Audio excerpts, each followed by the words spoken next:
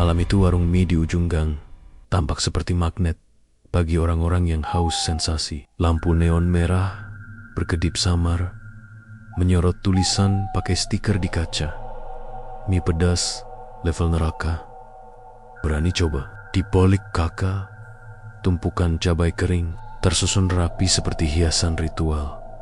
Dan di pojok, sebuah toples sambal merah kental berlabel tangan yang tidak pernah dihapus.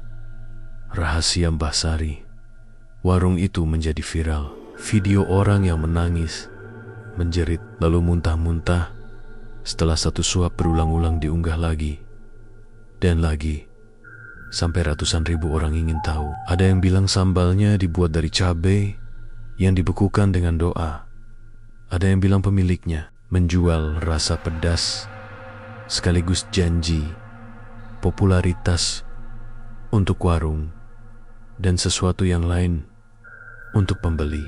Desas-desus menyebut kata yang tak enak didengar di kampung, pesugihan, dan lebih mengerikan lagi. Ada yang menambahkan setiap cabai yang digunakan mengikat satu jiwa sebagai tumbal.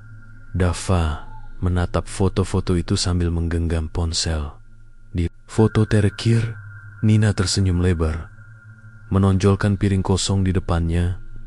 Jari-jarinya masih berwarna merah. Di balik senyum Nina ada kilau tantangan. Ia selalu menyukai hal-hal yang membuat orang lain bergidik. Rina di samping mereka dalam obrolan grup mengirim pesan singkat, "Jangan dekati itu." Aku pernah dengar, tapi tak menjelaskan lagi. Malam ini mereka bertiga, Dava, Nina, dan Rina, berjalan menuju warung. Dava merasa aneh. Hatinya berdebar karena lebih dari sekadar rasa. Ada rahasia kecil yang ia simpan. Akhir-akhir ini ia dan Rina sering berbicara. Larut malam, berbagi hal-hal yang seharusnya tak diketahui Nina. Rahasia itu membuat Dava gusar. Mungkin ia ingin membuktikan sesuatu kepada diri sendiri atau kepada Nina dengan ikut mencoba level neraka itu. "Ini cuma mie," ujar Dava, memaksa suaranya terdengar santai, padahal tangannya berkeringat. "Kita cuma makan, pulang." Nina menyeringai, "Kamu gak bakal makan sendirian. Kalau takut, aku tanggung jawab kalau kamu pingsan." Suaranya menantang, setengah bercanda, setengah serius. Matanya menyala seperti gadis yang habis membaca komentar viral. Rina diam di sebelah. Wajahnya pucat. Ia tak menyentuh ponsel. Dari sudut matanya, ia mengawasi pemilik warung, seorang wanita tua bertubuh kecil, berkebaya lusuh, rambut putih, disanggul rapi. Wajahnya keriput, tetapi matanya hitam terang, tajam seperti mata kucing. Di depan wanita itu ada meja kecil yang dipenuhi sesajen.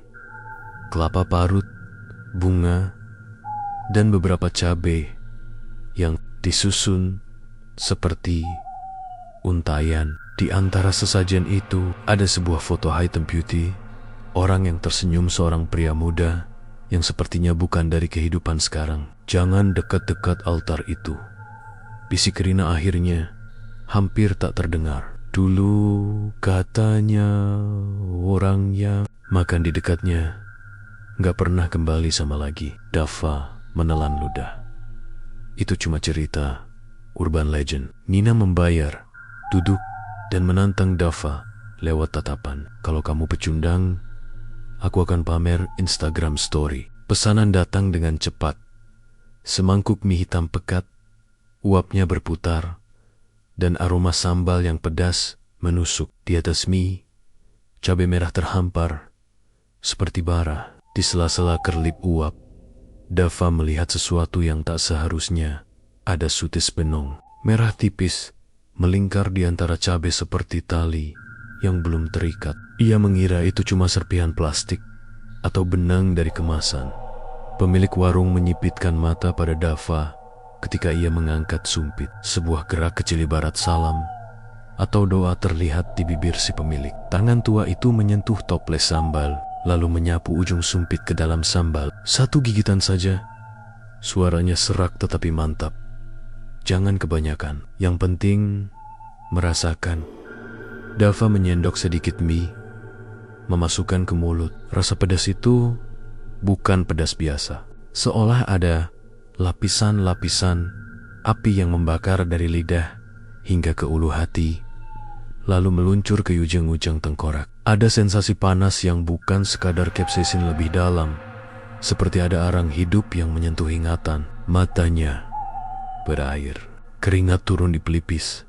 Napasnya cepat. Ia merasakan tubuhnya mundur secara naluriah.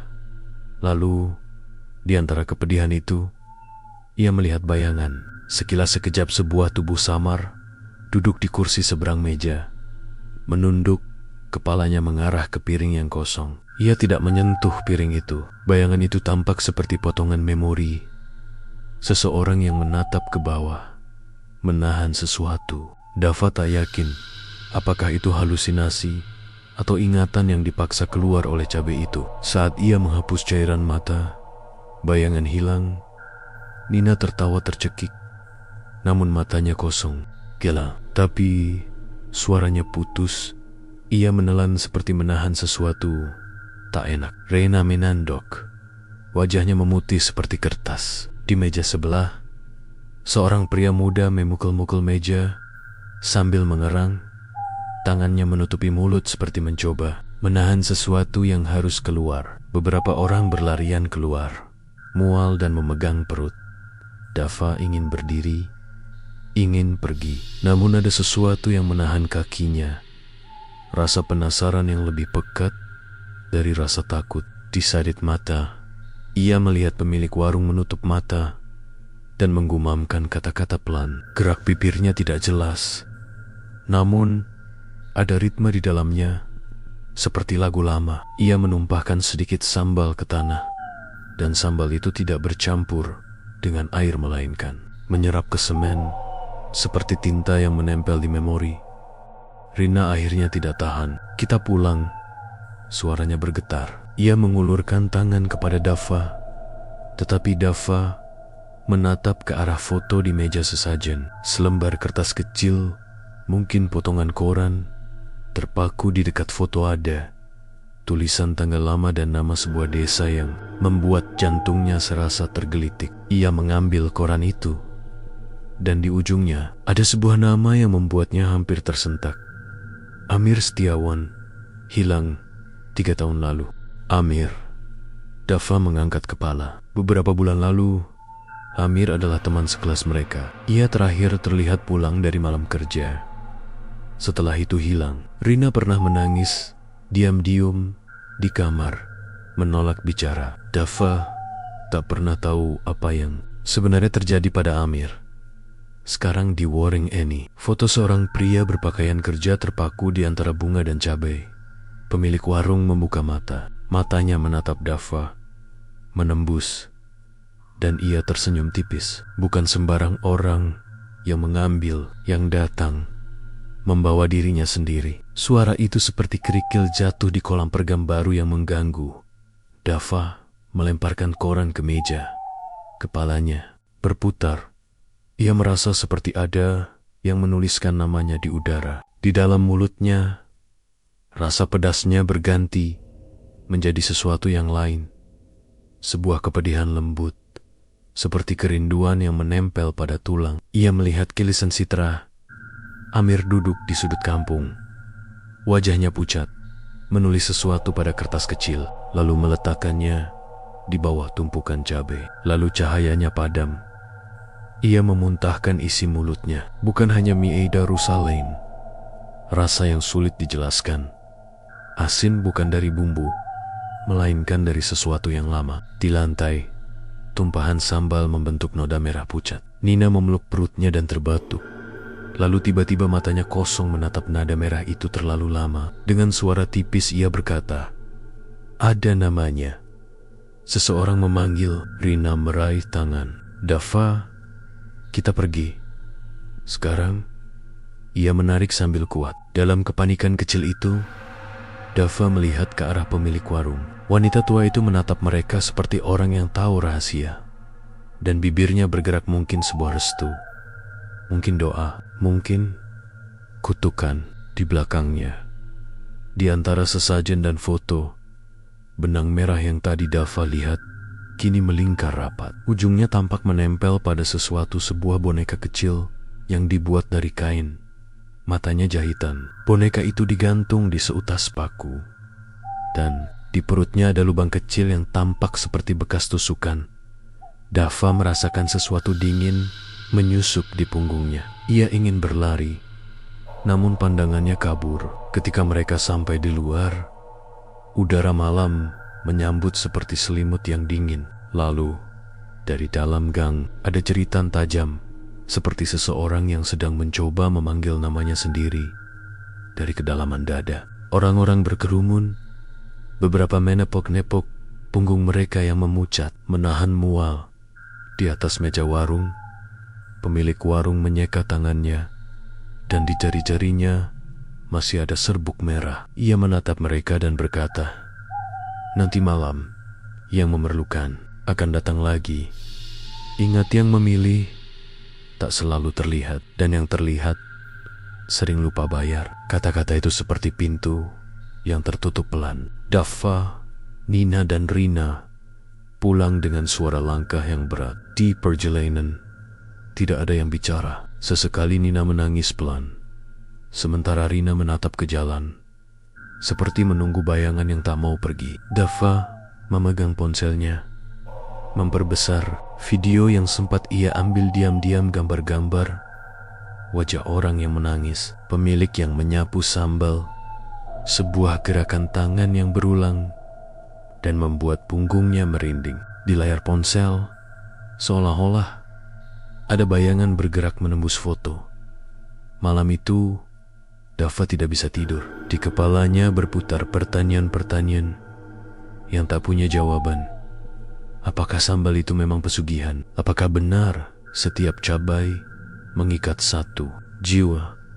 Apakah Amir masih hidup? Dan yang paling menakutkan, apakah mereka yang makan tadi sudah ditandai? Saat ia menutup mata, ada bayangan kecil di ujung jari telunjuknya, seperti bekas luka kecil, merah tipis, berbentuk cabai. Ia tersentak dan menyalakan lampu.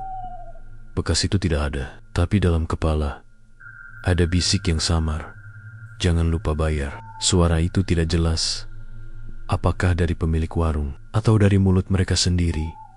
Di sisi lain, Rina memeluk bantal, menatap langit-langit dan berbisik pada dirinya sendiri, sebuah doa yang tidak pernah ia ucapkan.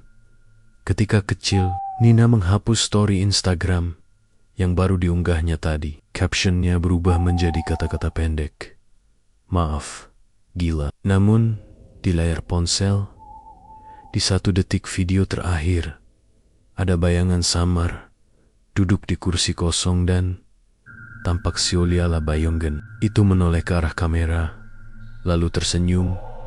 Dava menatap jam. Pukul 2 pagi. Di luar jendela, suara sepeda motor sesekali melintas. Ia menyesap air, berusaha menyingkirkan kepedasan yang masih tinggal di tenggorokan. Tapi saat ia memasang ponsel di meja, layar berkedip sebuah notifikasi. Pesan dari nomor tak dikenal. Ia membuka pesan itu dengan tangan yang gemetar. Pesan singkat itu hanya berisi satu kata, "Bayar." Begitulah malam pertama mereka berakhir dengan rasa pedas yang menempel di tubuh. Sebuah foto yang menyimpan nama yang hilang dan bisik yang belum jelas. Apakah itu peringatan atau undangan? Di luar, warung mie pedas tetap terang, menunggu orang yang haus sensasi berikutnya. Dalam kegelapan, sesuatu di pojok meja sesajen bergerak sedikit, seperti benang yang menarik napas. Dan dunia kecil warung itu menghela napas yang panjang, siap menunggu. Malam itu seharusnya berakhir biasa, pulang, tidur, dan besok bangun seperti orang normal. Tapi bagi Dava, Nina, dan Rina tidak ada lagi yang normal sejak mie pedas itu masuk ke tubuh mereka di kamar kosnya yang sempit. Dava tidak bisa memejamkan mata. Rasa panas di tenggorokan memang sudah hilang, tapi tubuhnya masih terasa asing. seperti ada sesuatu yang merayap pelan dari dalam perutnya menuju dada. Ia membuka kaosnya dan menatap perutnya. Di cermin kecil tidak ada luka, tidak ada ruam, hanya kulitnya yang biasa. Namun, ketika ia memiringkan tubuh, samar-samar terlihat garis tipis berwarna merah, seolah goresan cabai yang digambar dengan darah kering.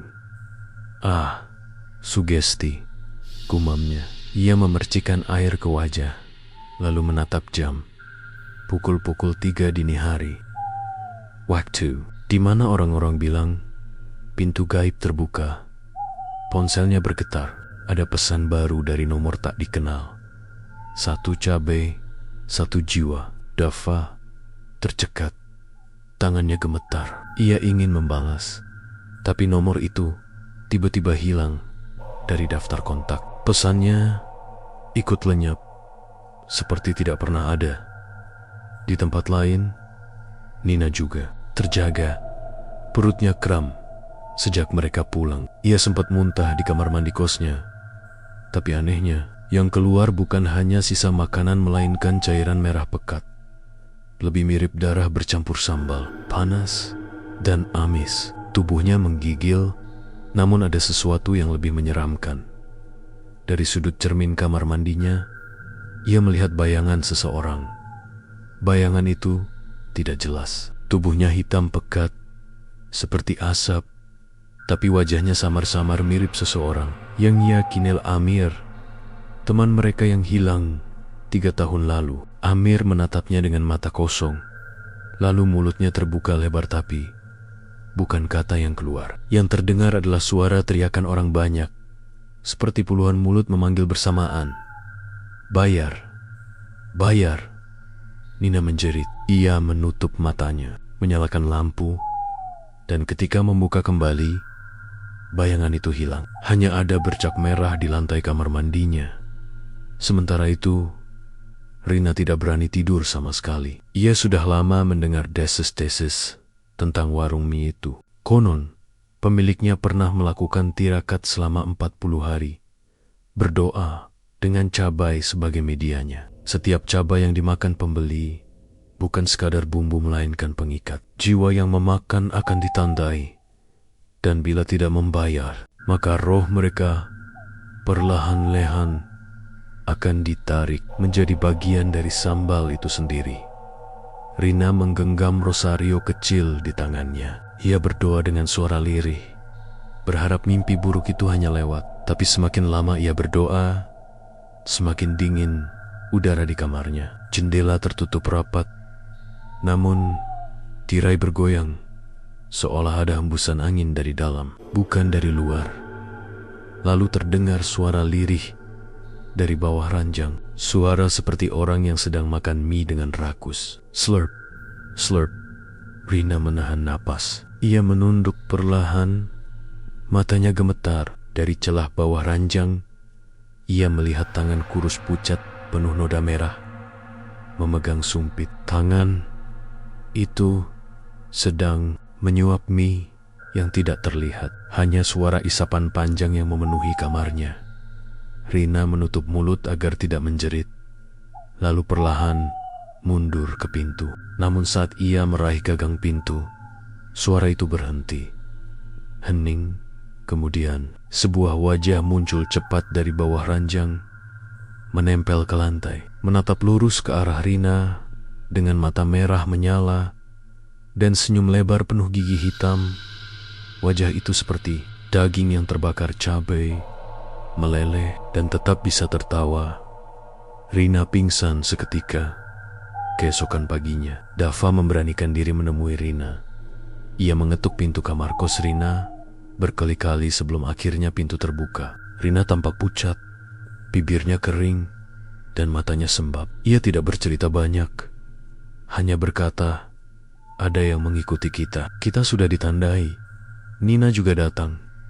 Wajahnya tidak kalah buruk. Ia menutupi tangan kirinya dengan jaket, tapi ketika jaket itu tersingkap, Dava dan Rina melihat jelas di pergelangan tangan Nina muncul bekas luka merah melingkar, seperti gelang yang terbakar di kulitnya. Bentuknya menyerupai untayan cabai kecil. "Aku mimpi Amir," kata Nina lirih. "Dia bilang, aku gantinya." "Aku gak ngerti." Dava menunduk, mencoba menenangkan mereka. Tapi dalam hatinya, ia tahu sesuatu. Mereka bertiga sudah terjerat. Kebai itu bukan sekadar makanan, melainkan perjanjian. Dan hal yang lebih menakutkan adalah mereka belum tahu apa yang harus dibayar. Malam berikutnya, ketika Dava mencoba tidur, ia mendengar langkah kaki di luar kamarnya. Pelan, berirama, seperti orang membawa sandal basah. Ia mengintip dari jendela. Di jalan gang yang sepi, ada sosok wanita tua pemilik warung mie. Ia berdiri diam menatap ke arah kos Dava. Tangan kanannya memegang toples sambal yang berisi cairan merah kental. Di dalam toples itu, Dava melihat ada sesuatu bergerak. Bukan cabai, tapi bayangan wajah yang berputar-putar seperti orang yang tenggelam di air mendidih. Wanita itu mengangkat toples tinggi-tinggi. Suaranya terdengar lirih, menembus malam. "Satu cabai, satu jiwa. Besok waktunya bayar." Hari itu, suasana di kos terasa berat. Dava, Nina, dan Rina duduk melingkar tanpa nafsu makan. Ketiganya soma-soma kelelahan. Bukan karena kurang tidur, tapi karena beban rasa takut yang makin menghimpit. Nina berulang kali mengusap tangannya yang sudah ditandai lingkaran merah, menyerupai gelang cabai. Rina duduk diam sambil menatap kosong ke lantai. Dava mencoba membuka obrolan. Meski suaranya serak, kita harus cari tahu apa sebenarnya yang terjadi. Kalau terus diam begini, kita bisa mati pelan-pelan. Rina menoleh, matanya merah. "Aku sudah bilang dari awal, itu warung bukan tempat biasa. Orang yang makan mie pedas di sana bukan cuma cobain makanan viral, mereka sedang menyerahkan bagian dari dirinya." Nina mendesa, wajahnya pucat. Aku masih lihat Amir semalam. Dia duduk di pojokan kamarku, gak ngomong, cuma nunduk sambil makan mie. Suaranya nyaring banget, kayak manggil aku. Dava terdiam. Setiap mendengar nama Amir, dadanya terasa sesak. Dulu, Amir sering nongkrong, bering mereka. Orangnya ceria. Tapi sejak hilang 3 tahun lalu, tak ada yang tahu kabarnya. Kini, wajahnya muncul lagi dalam bentuk yang menakutkan. Siang itu, mereka bertiga memberanikan diri kembali ke warung mie. Gang menuju warung tampak berbeda, lebih suram, lebih lengang. Seolah-olah matahari enggan menembus masuk. Lampu neon merah warung itu berkelip-kelip, setengah mati, membuat tulisan "Mie Beta Level Ane Raka" tampak seperti bayangan bergerak. Begitu masuk, bau menyengat sambal langsung menusuk hidung. Ada aroma cabai, tapi bercampur dengan sesuatu yang amis seperti darah. Meja-meja tampak penuh dengan pelanggan, tapi wajah mereka pucat, mata merah, seperti orang kerasukan. Mereka makan dengan lahap, tangan gemetar, beberapa bahkan menangis, tapi tetap menyuap mie, seolah tidak bisa berhenti.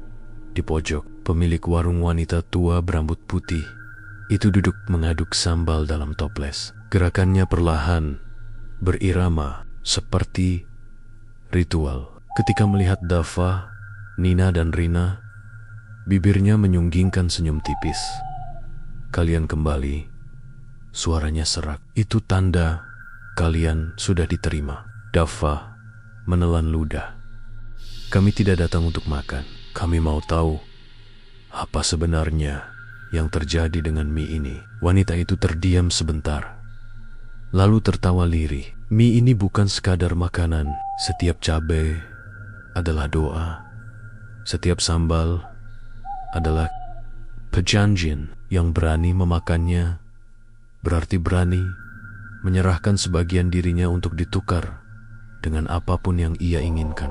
"Nina Minagung, kami nggak minta apa-apa." Wanita tua itu menatap Nina dengan tajam. "Oh, tidak sadar ya? Kalian sudah minta." Kamu ingin populer, bukan? Kamu suka upload video, suka dilihat banyak orang. Kamu sudah dapat followersmu naik setelah makan mie ini, kan? Nina terperanjat. Memang benar, story singkat yang ia unggah semalam viral. Ribuan orang menonton, bahkan ada akun besar yang membagikannya. Wanita itu menoleh ke Dava. Dan kamu Winjin, diakui ingin membuktikan diri di depan gadis yang kamu cintai, kan? Dava membeku. Kata-kata itu menusuk jantungnya. Kemudian tatapannya beralih ke Rina. Sedangkan kamu cuma ingin tahu rahasia. Rasa ingin tahumu lebih besar dari rasa takutmu. Itulah mengapa kamu ikut ke sini. Rina menggertakkan gigi, menahan amarah bercampur ketakutan. Wanita itu lalu menyodorkan toples sambal. Setiap orang harus bayar. Kalau tidak, jiwa kalian akan diambil untuk jadi bagian dari sambal ini. Lihat baik-baik. Dava menatap isi toples. Bulu kuduknya langsung berdiri. Di dalam sambal merah kental itu ada wajah-wajah samar. Beberapa menangis, beberapa membuka mulut seolah berteriak minta tolong. Salah satunya wajah Amir. Amir, bisik Dava. Matanya berkaca-kaca. Wajah Amir bergerak seolah melihat Dava, lalu menghilang kembali ke dalam sambal. Ketiganya terhuyung mundur. Nina mulai menangis. Rina gemetar sambil memegang tangannya. Kami harus gimana? Dava, wanita itu tersenyum tipis. Ada dua cara. Pertama, bayar dengan jiwa lain. Korbankan seseorang. Bawa orang baru makan di sini. Biarkan cabai menandai dia. Maka tanda kalian akan hilang. Cara kedua, tanya Rina dengan suara bergetar. Wanita tua itu tertawa kecil. Hanya ada satu lagi. Mati. Jika kalian menolak bayar, maka sambal ini akan mengambil jiwa kalian sedikit demi sedikit, sampai tidak ada lagi yang tersisa. Mereka berlari keluar dari warung dengan napas terengah-engah. Jalanan terasa lebih panjang dari biasanya. Nina jatuh terduduk di pinggir jalan. Wajahnya pucat. Kita nggak bisa korbankan orang lain, ucapnya sambil menangis. Rina memeluk lututnya, mencoba menenangkan diri. Kalau kita nggak bayar, kita mati. Dava terdiam. Pikirannya kacau. Bayangan wajah Amir dalam toples itu terus membayanginya. Amir jelas sudah menjadi bagian dari pesugihan mie pedas ini. Malam mulai turun. Jalanan menjadi sepi. Mereka bertiga berjalan kembali ke kos dengan langkah lemah. Di setiap sudut gang, mereka merasa ada yang mengawasi. Sesekali terdengar suara bisikan, samar, bayar. Saat tiba di depan kos, Dava merasa ada sesuatu yang dingin menempel di lehernya. Ia menoleh cepat, tapi tidak ada siapapun. Hanya bayangan panjang yang bergerak sendiri di dinding. Bayangan itu tidak mengikuti tubuh mereka, melainkan berdiri tegak, seolah menjadi sosok lain. Dava membeku. Bayangan itu perlahan-lahan membentuk wajah Amir dengan mulut yang terbuka lebar, berteriak tanpa suara. Malam itu, mereka bertiga tidak bisa tidur. Di setiap kamar, terdengar suara-suara aneh. Isakan orang, suara sumpit beradu, bau cabai yang tiba-tiba muncul. Dan tepat pukul 3 dini hari, ketiganya menerima pesan yang sama dari nomor tak dikenal. Waktumu tinggal 7 hari, bayar atau ikut mereka. Malam terasa panjang, seolah jam berjalan lebih lambat dari biasanya. Dava berbaring di kasur tipisnya, menatap langit-langit kamar yang retak. Suara bisikan samar-samar tidak pernah berhenti sejak mereka kembali dari warung mie. Kadang terdengar seperti suara orang mengunyah cabai, kadang seperti jeritan orang yang dicekik. Bayar. Itu terus mengganggu telinganya sampai subuh.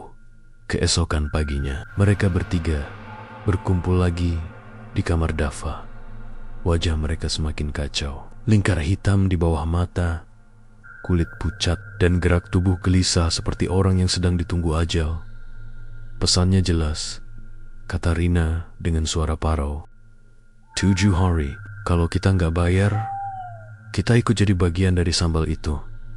Nina gemetar sambil menggenggam ponselnya. Aku nggak mau mati, tapi aku juga nggak mau nyeret orang lain. Itu jahat, Fa.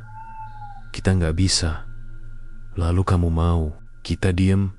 Ayah, nunggu sambal itu ngisep jiwa kita satu-satu. Potong Dava, suaranya lebih tinggi dari biasanya. Iya, bayangan wajah Amir masih membayang di pikirannya, dan itu membuatnya merasa terjebak dalam lingkaran dosa yang sama. Rina memeluk lututnya, matanya berkaca-kaca. Kalau Amir bisa masuk ke dalam sambal itu, artinya kita juga bisa. Aku enggak mau jadi kayak dia. Mereka terdiam cukup lama, hanya suara detak jam dinding yang terdengar, berat dan lambat. Hari-hari berikutnya terasa seperti siksaan. Hari pertama, tubuh mereka mulai menunjukkan tanda-tanda aneh. Lingkar merah di tangan Nina semakin tebal, seolah cabai-cabai kecil mulai tumbuh dari kulitnya. Setiap kali ia mandi, ia melihat bayangan wajah Amir di cermin kamar mandi, duduk di belakangnya sambil menyuap mie tak terlihat. Hari kedua, Rina mimisan tanpa henti. Darah yang keluar bukan darah biasa warnanya, merah pekat seperti sambal. Setiap tetes jatuh ke lantai, terdengar seperti suara desisan, seolah ada sesuatu yang hidup di dalamnya. Hari ketiga, Dava terbangun dengan luka bakar kecil di dadanya. Bentuknya seperti cabai. Ia merasa panas dari dalam tubuhnya sendiri, seperti ada api yang tidak bisa dipadamkan. Setiap malam, mereka menerima pesan dari nomor tak dikenal. Pesannya singkat, hanya hitungan mundur. 6 hari lagi, 5 hari lagi. Di hari keempat, Nina tidak tahan lagi. Ia berkata dengan suara lirih, mungkin kita harus nurut, bawa orang lain ke sana. Kalau enggak, kita mati. Rina menatap Nina dengan marah. Kamu gila, jadi kita korbankan orang tak bersalah biar kita selamat? Itu artinya kita sama jahatnya kayak pemilik warung itu. Nina tapi aku nggak mau mati. Aku masih mau hidup. Aku masih mau sukses. Aku masih mau dikenal orang. Dava hanya diam, hatinya berperang. Ia tahu Nina salah, tapi sekaligus itu satu-satunya cara yang nyata untuk selamat.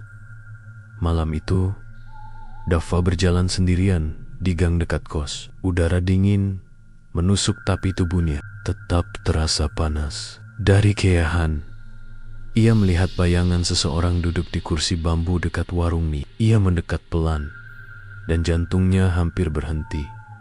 Itu Amir. Wajahnya pucat, matanya kosong, mulutnya bergerak tanpa suara. Namun saat Dava benar-benar dekat, ia mendengar bisikan dari mulut Amir. Bayar, atau aku akan bawa kalian masuk. Dava mundur ketakutan, tapi Amir mendekat. Langkahnya terseret, dan bau cabai busuk memenuhi udara. Tiba-tiba wajah Amir berubah. Kulitnya melepuh, seperti digoreng dalam minyak panas. Giginya menghitam, dan matanya memerah menyala. Kau harus pilih, Dava, teriaknya dengan suara serak bercampur jeritan banyak orang. Korban atau jiwa kalian sendiri. Dava lari turburit-birit, napasnya tersengal, sampai kembali ke kos. Ia menutup pintu rapat, tubuhnya gemetar. Hari kelima, mereka bertiga mencoba mencari jalan lain. Rina mengajak mereka menemui seorang dukun tua di kampung sebelah yang katanya bisa mengusir kutukan. Dukun itu menatap mereka lama, lalu berkata pelan, kalian sudah makan sesuatu yang bukan dari dunia ini. Cabai yang dipakai bukan cabai biasa. Itu cabai pesugihan, ditanam dengan darah tumbal. Tidak ada doa atau jampi yang bisa melepaskan ikatan itu, kecuali dengan membayar harga. Apa nggak ada cara lain, Pak? Tanya Rina memohon. Dukun itu menghela napas. Ada satu cara, Kalian harus hancurkan sumber sambalnya, toples utama yang disimpan pemilik warung. Kalau toples itu dihancurkan, semua jiwa yang terikat akan bebas.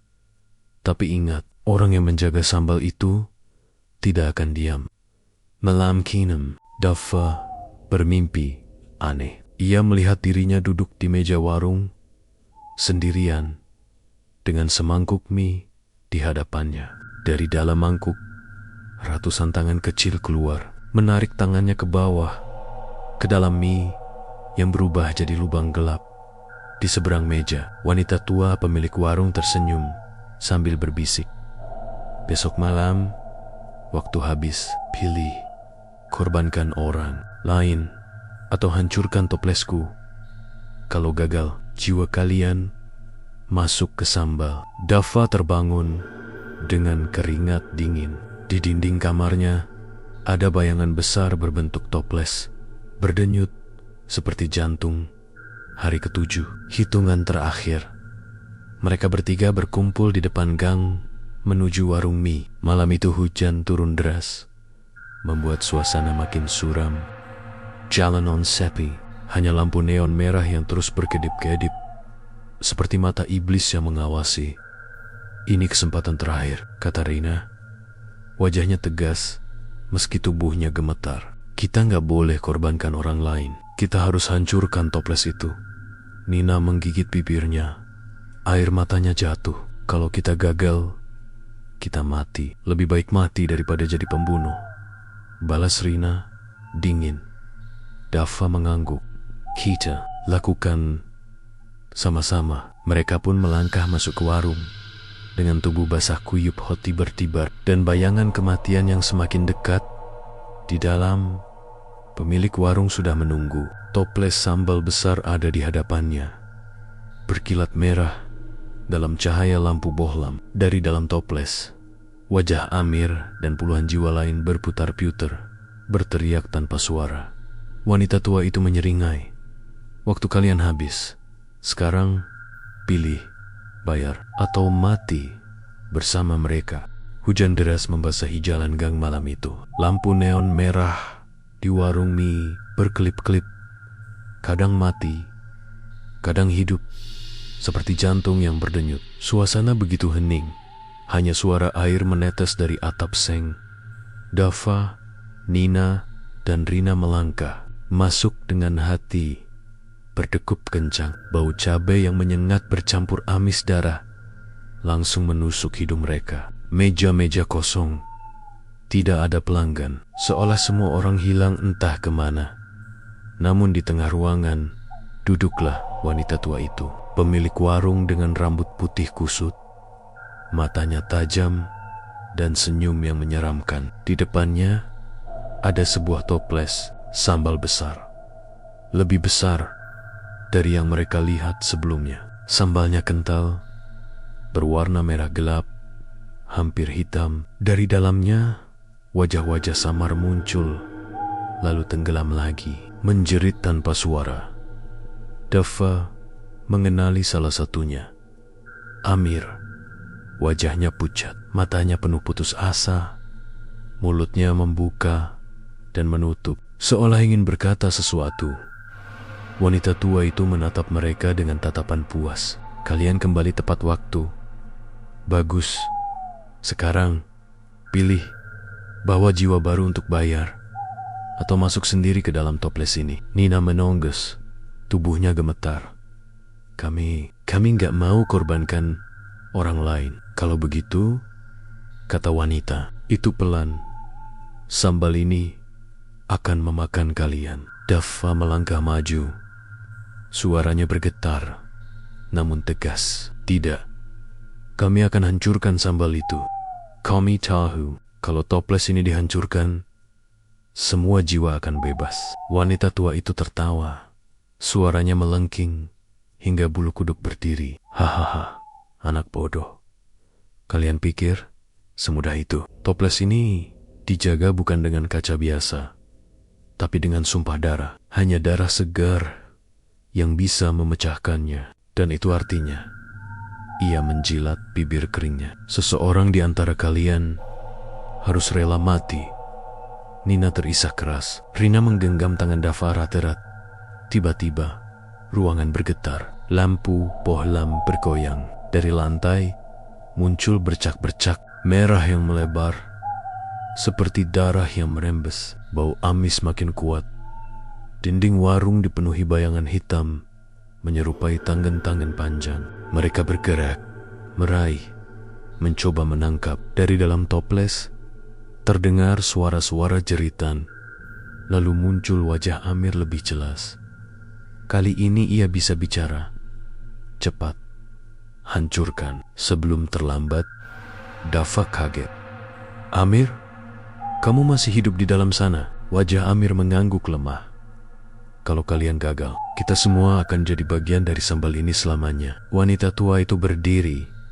Tubuhnya perlahan berubah. Kulitnya keriput meleleh. Matanya memerah menyala. Giginya memanjang seperti taring. Rambut putihnya menjuntai ke bawah. Basah, seperti benang darah. Suaranya berubah serak.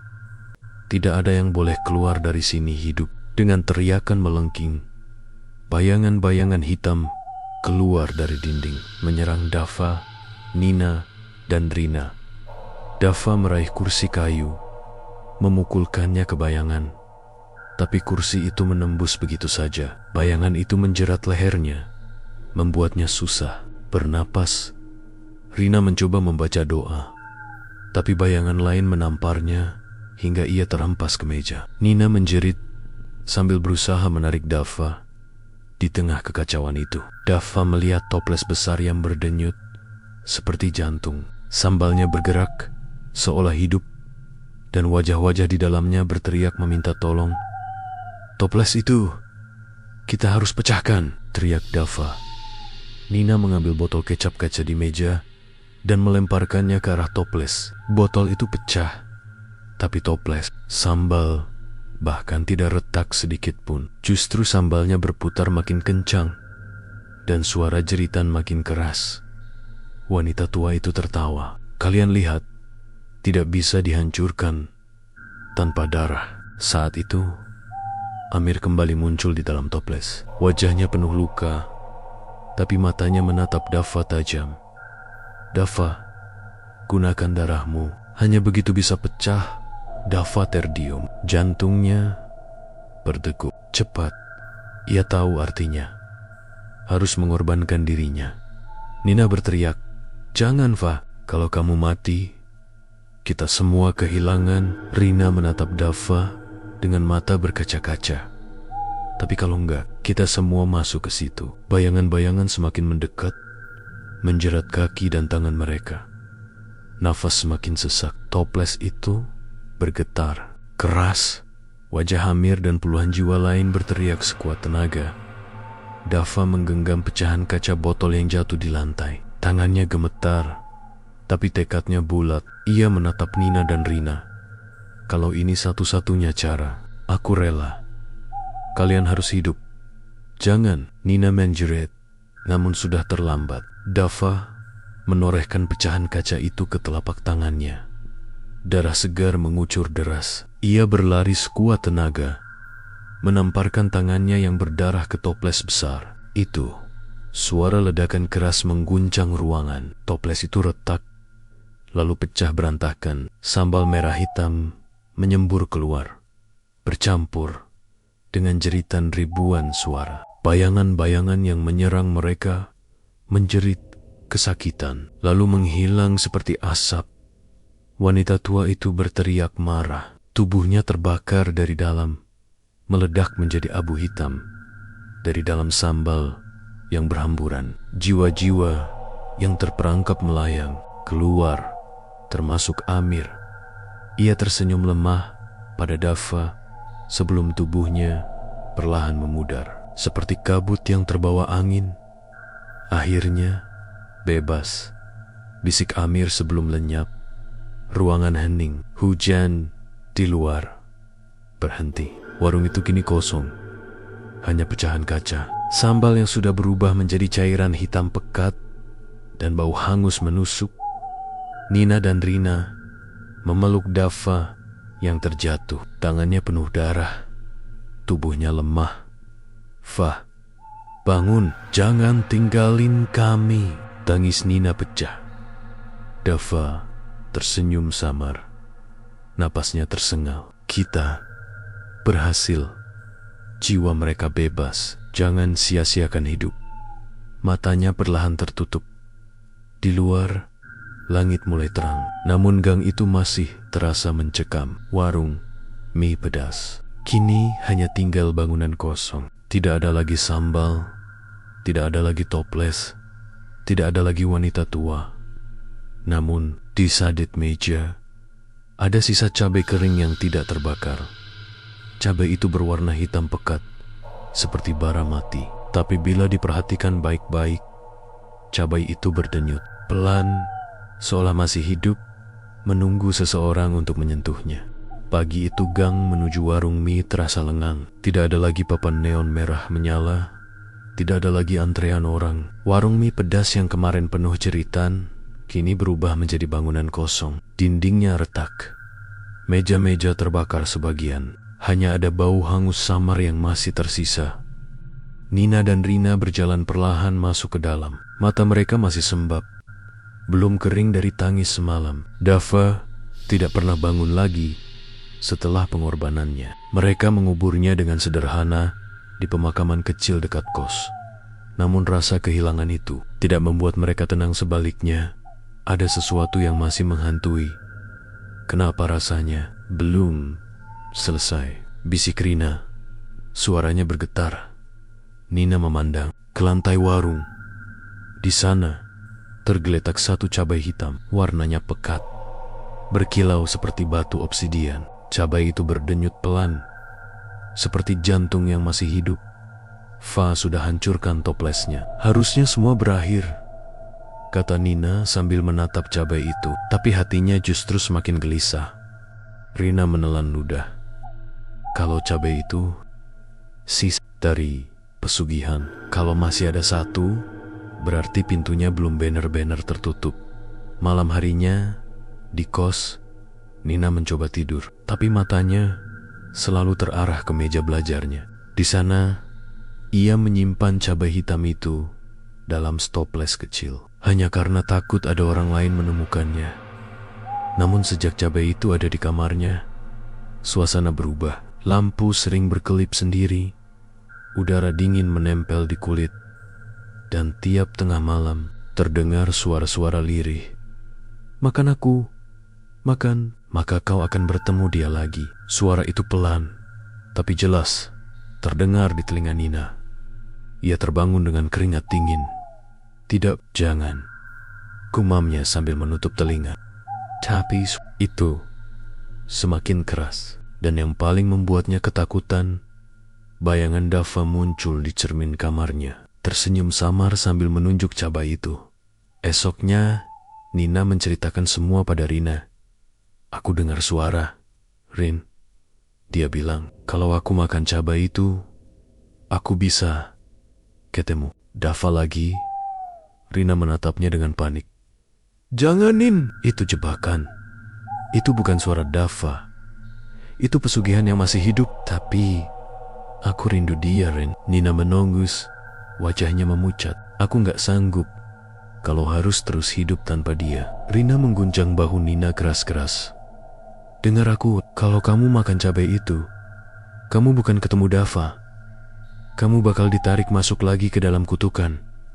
Dan kali ini enggak ada jalan keluar." Namun malam berikutnya, godaan semakin kuat. Cabai hitam itu kini berkilau lebih terang, mengisi kamar dengan cahaya samar merah. Suara-suara semakin jelas. Bukan hanya satu, tapi banyak. "Kami menunggu. Makan, biar pintunya terbuka lagi. Kamu ingin bersama Dava, bukan?" Bayangan Dava muncul lagi. Kali ini lebih jelas. Ia duduk di pojok kamar Nina. Wajahnya pucat, tapi matanya penuh kerinduan. "Nina, ayo ikut aku. Jangan biarkan aku sendirian di sana." Nina menutup wajahnya dengan bantal. Air matanya mengalir deras. "Tolong aku, Rin. Aku gak kuat." Keesokan paginya, Rina menemukan Nina terduduk di lantai. menatap kosong. Stoples cabai hitam itu terbuka. Untungnya cabainya masih ada, tapi Nina tampak sangat lemah, seolah baru saja berjuang melawan sesuatu yang tidak terlihat. "Nin, kamu kenapa?" Rina panik. Nina menoleh perlahan. Matanya merah. "Aku hampir makan cabai itu, tapi aku tahan. Aku masih bisa tahan." "Tapi sampai kapan?" Rina menarik napas panjang. "Kita harus musnahkan cabai itu. Sekarang juga." Mereka membawa cabai hitam itu ke sungai. Malam gelap, hanya ada bulan sabit yang redup. Rina mengangkat stoples, bersiap membuangnya. Namun tepat saat itu, air sungai tiba-tiba mendidih. Suara jeritan menggema dari dalam air. Dari permukaan sungai muncul wajah-wajah samar, termasuk wajah Amir dan Dava. "Jangan," jerit bayangan Dava. "Kalau kalian buang cabai ini, aku akan hilang selamanya." "Nina, tolong aku." Nina terdiam, tangannya gemetar. Air matanya jatuh. Rina berteriak, "Itu bukan Dava. Itu pesugihan. Jangan percaya." Namun, bayangan Dava terus memohon. Suaranya pecah penuh rasa sakit. "Aku di sini, Nin. Hanya cabai itu jalannya." Nina berdiri kaku di tepi sungai. Rena menunggu. Tangannya terangkat tinggi, memegang stoples. Dua pilihan ada di depan mata. Membuang cabai itu, dan mungkin memutus semua ikatan, atau menyimpannya dengan risiko kutukan hidup kembali. Sungai bergemuruh, wajah-wajah dalam air menjerit. Cabai hitam berdenyut semakin kuat, hampir seperti jantung yang hendak meledak. Nina menatap cabai itu lama sekali, lalu dengan suara bergetar, ia berbisik, "Kalau aku buang, aku benar-benar kehilangan dia." Rina menatapnya dengan mata melebar. "Nina, jangan." Sungai malam itu bergemuruh. Permukaannya memantulkan cahaya bulan sabit seperti darah yang berkilauan. Jeritan samar terdengar dari bawah air. Suara ratusan jiwa yang masih terperangkap. Cabai hitam dalam stoples berdenyut semakin cepat, hampir seperti jantung yang sedang berpacu. Nina berdiri kaku, wajahnya penuh air mata. Tangannya gemetar, menatap cabai itu dengan pandangan kosong. Di Telengganya, suara Dava bergema terus-menerus.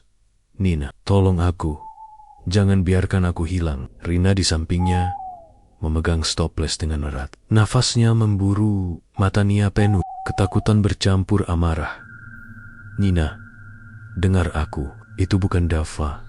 Itu suara pesugihan. Kalau kita biarkan, semua akan kembali. Warung itu, sambal itu, semua akan hidup lagi." Namun bayangan Dava muncul semakin jelas di atas permukaan sungai. Tubuhnya setengah transparan, wajahnya pucat, tapi matanya penuh rindu. Ia mengulurkan tangan, seolah ingin menggenggam Nina. "Aku di sini, Nin. Aku butuh kamu. Satu gigitan saja, kamu bisa ikut aku. Kita bisa bersama lagi." Nina terisak keras, "Aku rindu kamu."